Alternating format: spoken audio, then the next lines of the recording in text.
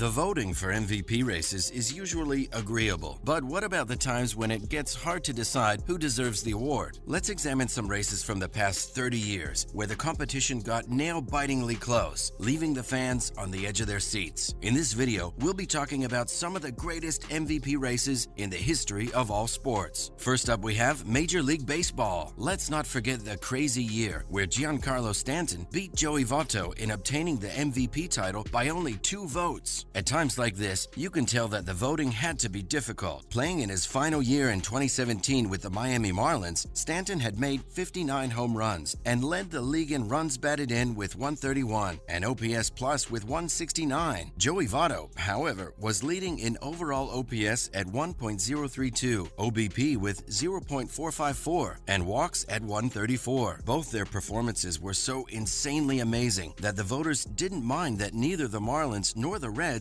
had managed to make the playoffs. The race was the closest in Major League Baseball since 1979, when Willie Stargell and Keith Hernandez tied for National League MVP. Now let's take a look at the NBA MVPs. The 2004-2005 season was the very first of 3 consecutive MVP seasons where Steve Nash, playing for the Phoenix Suns, would lead the league in terms of assists per game. In this season, he was leading with 11.5.